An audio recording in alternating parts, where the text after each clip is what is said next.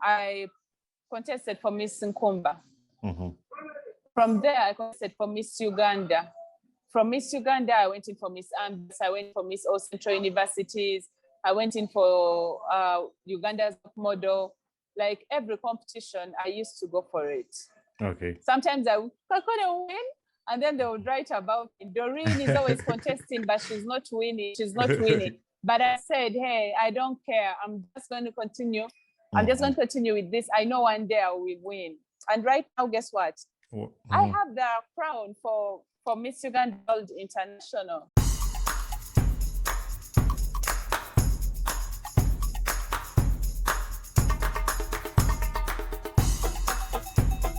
Mujevale, Mujevale, Mujevale. My name is Bani Kibuka, and welcome to another episode of the Ugandan Boy Talk Show.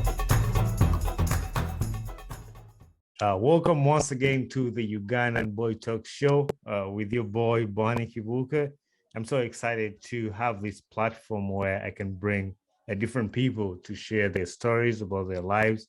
And these stories have impacted a lot of kids' lives back in Uganda and all over the world. And I try to bring people who have been successful, people who have gone through the same kind of lives that we go through and managed to be successful. And I'm so excited today to have Doreen Kabareebe. She's Best African Model and Humanitarian Act, Miss Uganda World International 2021 and 2022, and also a judge at Top Model Uganda. So Doreen, welcome to the show. Thank you. How have you been? Good. I'm good. How are you? I'm doing good. Like I said, I'm so excited to have you on my podcast here. And I hope today will be a good day for the girls in Uganda to hear from your story and to see how your life is impacting their lives from following you. And but before we go into your story, were you skeptical or like when I asked you to come to my podcast? Like, did you ever get like, who is this guy contacting me about? Yeah, I was like, oh, who is this guy? Then I had to read about you. Then, of course, I was following your YouTube channel before. Okay. I saw inspiring stories. You hosted for Miss Uganda in Dubai. Yep. So everything, I'm like, okay, so this is a good one. Yeah, I thought about it. I was like, you gotta shoot your shot. I was like, I've been following you on your Instagram, and talking about Instagram, I want to congratulate you on getting 1 million followers on your Instagram channel. Thank you. How does it feel to know that you have 1 million people behind you who are part of your life? It's exciting. And at some point maybe one can get scared. You're like, oh, million people, what kind of content do they like people's perspective changes with time, likes and dislikes, and I'm like, okay, so what am I going to do? But anyway, yeah, 1 million is 1 million. I have to get used to it, and I will. Yeah, I know. It gets busy, especially like people like you who are like famous. You get a lot of people bothering you or texting you, a lot of people. But it's really exciting to know that you have over 1 million friends, people in your life that I mean they're virtually in the phone, but they're part of your life. Yeah. So I'm going to start with your Instagram. One of your latest posts that you posted yesterday about Bad Black becoming the ambassador of Victoria University. What's your take on that? Well, by the way, allow me introduce myself as far as pandemics are concerned. Yeah, actually, I was gonna ask you on that afterwards, but yeah, you can go ahead and talk about it. I have a degree in public administration and management. Okay. And I also have a master's degree in international relations and diplomacy. And I will start on my PhD in political governance. So, by the way, I like Bad. I just like her because she's open, she doesn't hide, she's who she is, yeah? And then most of the things that Bad Black speaks out are always right. When you look at that video that I posted, Bad Black clearly said that most of you girls in the universities are doing different things, meaning that the girls are doing Bad Black is Like everyone knows that Black is a prostitute, and she's happy. She's proud of it. Yeah. Yeah. But again, most girls at the universities cannot afford of life, so they are maybe sleeping rent men for money. Even when you have I can't have a man who is going to help me. I can't have a man who cannot add it to my life. Uganda was in a pandemic, like you guys had a lockdown. How was your life like during the pandemic? Actually, for me, during the pandemic, I happened to concentrate on myself. I concentrated on my businesses because I have a branding coach company. I'm actually a brand coach.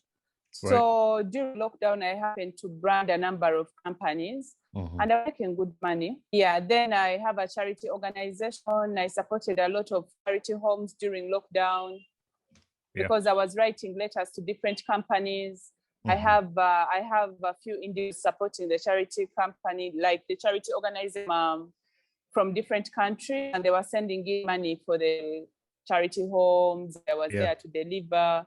So with me lockdown, honestly, I just got affected in a way that I didn't go for Miss World, right? For MS World in the US.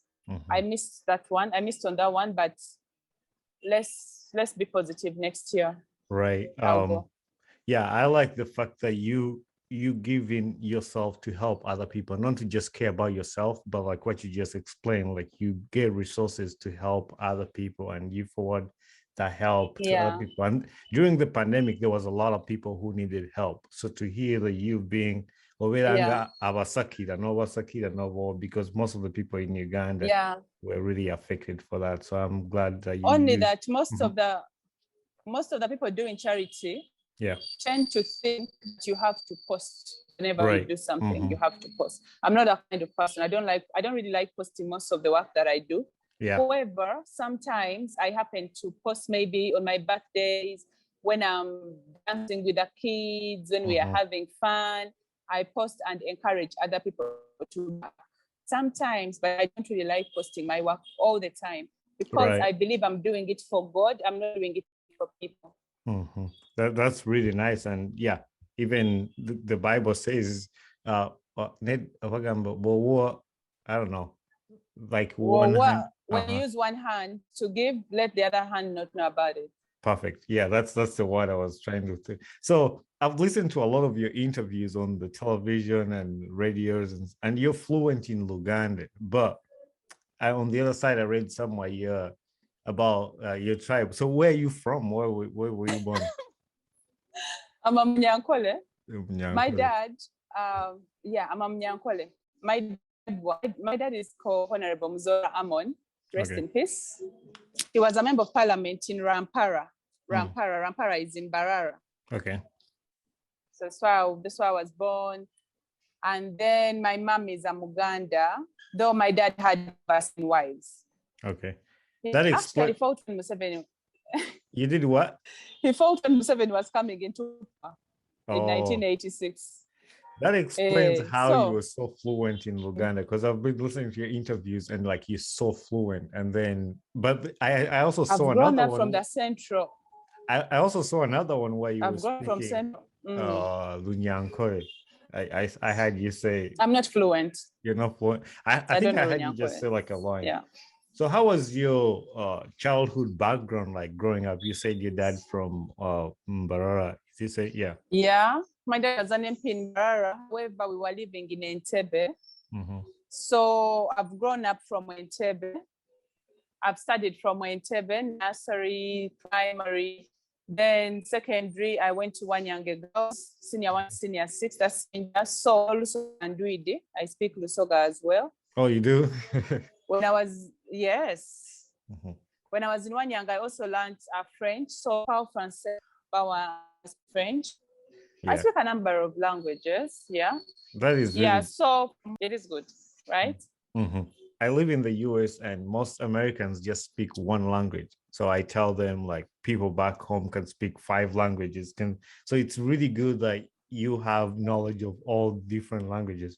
And that opens up a lot of opportunities in your life to like be able to do multiple things that other people can't do who can only speak one language. That's right.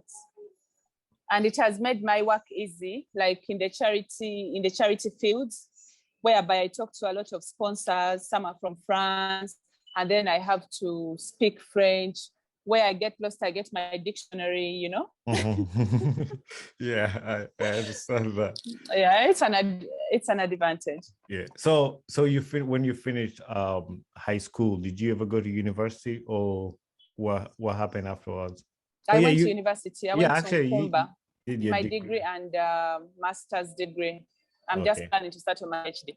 Nice, nice. So how did you then get into modeling? Because you in your introduction, I said you're the best African model, and so how did you walk us through how you got into that?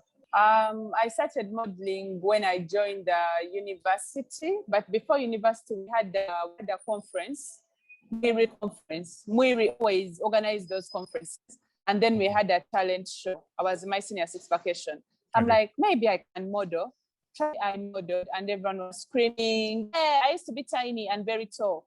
Trust me, I did model, and everyone liked it. I'm like, okay. When I joined the university, I contested for Miss Nkumba.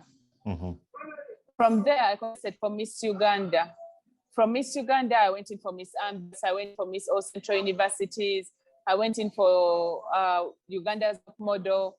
Like every competition, I used to go for it. Okay. Sometimes I couldn't win, and then they would write about me. Doreen is always contesting, but she's not winning. She's not winning. But I said, hey, I don't care. I'm just going to continue. I'm just going to continue with this. I know one day I will win. And right now, guess what? I have the crown for Miss Uganda World International. So that is a very big. And that's the spirit. What you just mentioned there, like you just can't give up because you didn't win. You know, you just keep persisting, and one day it will happen. And that's why I wanted to host you on this podcast, to just share about those things that some people don't know. Like you had to keep trying and keep trying. And that's the same message I want all the girls in Uganda, all the people in Uganda listening to your story today, like to know, like it just didn't happen just like that. You just had to keep trying and keep trying. And now here you are. You have the crown of what Miss Uganda. And there were ups and downs. There were ups and downs too. So there were ups and downs. I remember the picture. There's a picture that came out when I was with Chameleon. We were at a show. I remember Cisco had come to Uganda and Latif Madoi was casing. He makes those outfits in 3 minutes, the 3-minute outfits. So Latif made me a white dress. It was short. We were 6 models. When I was backstage, Chameleon has always been my friend from long time. Like he has good vibes. He's my good boy. He's my friend. So he saw me. He held my waist, Doreen, and then the dress pulled a little bit up, and there was an idiot with a camera. This idiot took a picture with my ass out. You know, this picture was everywhere. It was everywhere, literally. I almost fought with my dad. He came telling me, Doreen, my image, blah, blah. Daddy, I'm a model. This is what happened. I didn't do it on purpose. And the media was saying that I did it on purpose. That's how I went dressed, you know? Right. So trust me, it was too bad for me. I had to shut down my Facebook. I had to shut down every social platform. And I finished my master's degree like this. I went to Dubai. I'm like, let me go and try out something new. So I went to Dubai. We were trained. I joined Marriott Hotel I first joined Donuts, and we were taught how to make the coffee, how to make the burgers. I know how to do all that. Yeah. And then sometimes there's a time my Ugandan called me cleaning my shop. He took a picture and sent one of the bloggers. Oh my goodness, I was blasted. They said Doreen is a daughter of a member of parliament, and now she's in Dubai working as a waitress. Hey, it was all over. I'm like, okay, now I have to quit this job. Yeah. I quit the job. I looked for a job. Then I got a job with Marriott Hotel. I was working in the front office department, and I learned a lot of things. I learned how to deal with guests. I learned how to solve guest problems. So generally, and French was so because they're guests that I would deal with alone. I asked them because I know French. You mentioned that because I was gonna ask you about some of the challenges, and I've been following you a lot, so that's why I know some of the things that I asked you about. But I was gonna ask you about the challenges that you faced with media being in this modeling sector, because I know you mentioned something about red paper blasting your name in the news and stuff like that. And how have you dealt with all that, like what you just explained to us? And by the way, that time I was young and naive. Yeah. I was young, trust me. I didn't know how to do all these things. But right now, hey, if they abuse me, I abuse them back. An eye for an eye. I believe in, I believe in Machiavelli. Yeah. With Machiavelli, he believes, treat people. He says actually treat people the same way they treat you. So if someone abuses me, I'm going to abuse them back and we are equal. That's it. I cannot run away from social media right now. For example, I was attending to your yes, and I told them I don't eat beans. Don't like beans. And that is a mere fact. Ever since I was a child, I don't like beans. In school, we used to eat beans, but my stomach would, react. And then as for my dad, for him, he used not to eat beans at all. Yeah. So I don't do beans. When they ask me for my worst food, I told them beans. I don't do beans. And now people are here abusing me, saying that I'm pretending, that say beans are for the poor. Beans are not for the poor people. It's choices. Yeah, just some preference. I don't like beans. Maybe you like them. Do you like beans? Now that I've been in the US, I would say I like them. But if I was, because I ate beans in school, like from morning to like lunch, dinner, so I don't like them. Yeah. Me, I don't like beans. But yeah, I was going to ask now you about that. Of beans I was going to ask you about that because I listened to that the interview you're doing on NBS about the beans, and I saw people's reaction, which I don't really understand because somebody is okay to not like the food. Like, then why do they force you to eat it? Like, if I don't eat fish because I don't like it. And I tell people I don't like fish, but it's not I know. I actually have a sister who is allergic to fish. When she eats fish, her skin reacts. Yeah, most definitely. And I think that's totally fine. I don't really understand. I think that's just people being just haters because you said something that you don't really like. But so to go along with that. By the way, I had something about fish. So when a woman eats fish and she's going to see her boyfriend or something, it smells. Is that right? I'm sorry, let's go to the next. I think so. You're very funny. I don't know. So I'll leave that question to the listeners to tell me what you just asked. But what are some of the positive things that you've benefited from modeling? From modeling, I've benefited a lot. Right now, I'm influencing top model Uganda, and then the best model will be representing Uganda in the UK, in London, in next year. So I'm influencing top model Uganda, and I'm paid. I'm well paid. Yeah. At the same time, I get a chance to mentor young girls, of which most of them see me as their role models. So I try my best to mentor them and tell them what to do because I've seen it all. How does that make you feel? Yeah, you're mentoring these young girls. I feel so good. I make sure to tell them it feels good actually. I remember I'm the kind of person that likes helping other people. That's how I am. That's how I was raised. So I try to tell them it feels so good. I advise them as much as I can. I help them when it comes to branding because I'm a coach and I know what it takes to merit model. Yeah. So I'm always there to help them. Yeah, that is really good. And that's the reason too, like I like people like you because even without people seeing these things, people who stand in that position to help these young girls to achieve, you are the people that change the world. Like we're going to have many girls who feel confident about their bodies, their lives. And most of these girls, they don't feel proud of their bodies. But if you come there and mentor them, that helps them to motivate them. that they can make these things happen. And then most of them think that being a model is all about being naked, which is wrong. Yeah. Maybe I, as Doreen, I chose, because I'm a coach, I know what to do.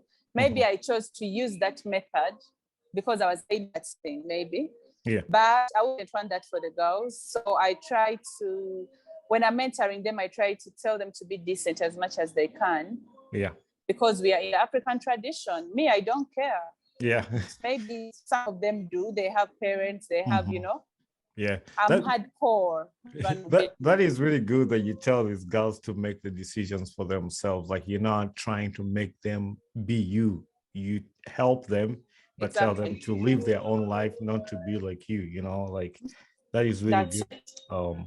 So I also saw like you have a DK branding company, Doreen Kabareebe branding company. So what does that do? Branding coach. And now with branding, actually, I was here looking at my other phone, and one of my clients just sent in money. Yeah. Sent in money for the work that I did for him. And now with branding, I'll just on a few steps, though I don't usually mention it. And when I talk about brand, like not everyone understands what branding is. People do not know what branding is here, especially here in Uganda. I learned about branding when I was in Dubai. Yeah. Do you know a gentleman called Jetty Fox? He's a branding coach in the US, born Canadian. I think I've had his name. Yeah. He's a coach. He's famous. Yeah. So Jetty Fox always had conducted coaching sessions in Abu Dhabi. In Abu Dhabi, sometimes in Dubai, and I made sure to attend every one of them. I was attending. Yeah. Every session I attend. Then I did learn a lot of things out of there. So I added my own methods also. I added a few. And guess what? I came up with a beautiful book, though it's not yet printed, but it's about branding. So when I'm branding you, one, I'm going to see what you really want. Do you want to be branded as you, or as an individual, or do you want your business to be branded? There are two different things. Or do you want a two-in-one branding method? Yeah. Then I exactly what you want. You tell me, where is your talent? Are you a musician, or are you branding the business? Are you a model? Are you branding? Do you want to be branded? Like, do you want your talent to be branded, or your business? One of the two. Yeah. Right. Then I find out, do you have a logo? After that, we make for you articles. These articles are very good when it comes to Wikipedia, comes to Janipedia, when it comes to Everybody Loves Wiki, when it comes to People Peel, we add them. By the time I'm done with you, everyone knows about your brand. Yeah, that is really good that, you non-normally, and this is one thing I've learned about you, and I want other people to listen, other girls to learn too, and everybody else, not only girls. But one thing I've learned about you is like, you're not even just looking at modeling right now. You have other businesses, like, you know, so some people just get that one job and they just focus on that. But here you are creating other income sources around you. So that's what I was going to say. Don't put all your eggs in one basket. Just the message to the people listening right now. Exactly. Something I've learned from you. So I always tell people that. I always tell people that.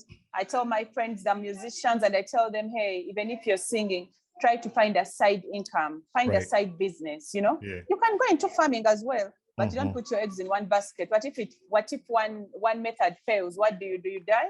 Right, yeah.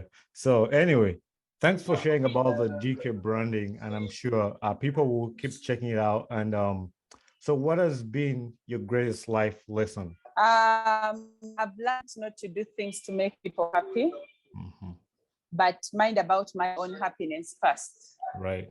My dear, people disappoint. Even when you're doing something, when I'm doing charity, I do it for God.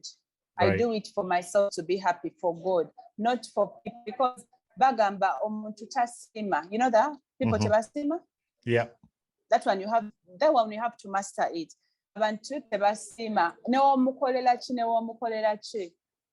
They're like that. It's human nature. Do things to make yourself happy. That's what matters.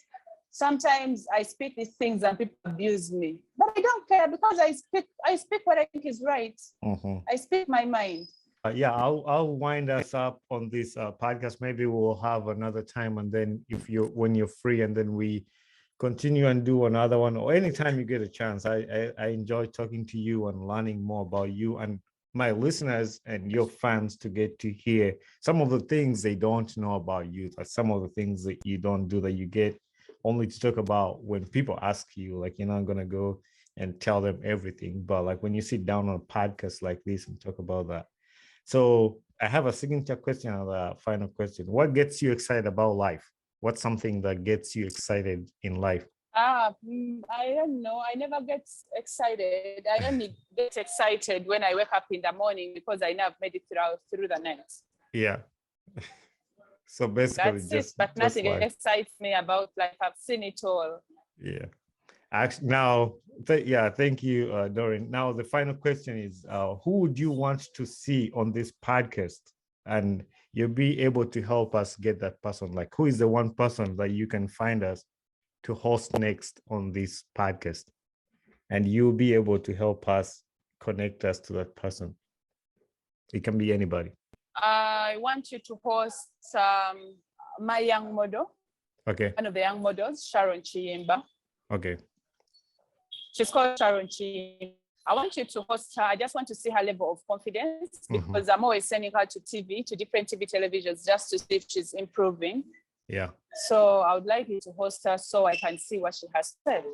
All right. Yeah, sounds good. And she was crying. She was crying. She called me crying, telling me, Doreen, I was on TV and they were talking, someone called and they were talking bad things. And someone, I don't know, I think a fellow age, someone called and they were speaking bad things about her. She's a teen. Right. And then she wanted to cry, telling me, how do you deal with negativity? I posted a picture, people were abusing me, and I'm always mentoring her. Yeah. So I want you to post us and see her level of confidence and where she has reached. Nice. Yeah. So you're going to help me connect and plan that I will be available, and then I'll host her on the podcast. So Doreen, I'm really happy and excited. That's fine. Excited that you have given me your time to just sit down with me and talk about your life. And I'm sure what you said is going to impact a lot of other kids' lives. So without taking more of your time, I want to thank you for being here, and hopefully I can have you again here soon. Sure. Thank you so much for hosting me. Hey there, I am Bonnie Kibuka, the host of the Ugandan Boy Talk Show. Thanks for watching my video, and don't forget to hit subscribe and share with a friend. Tune in every Saturday at 9 a.m. Eastern Time for a new episode about my podcast. And for more information about this podcast, follow me on my Instagram page, talk_show_256.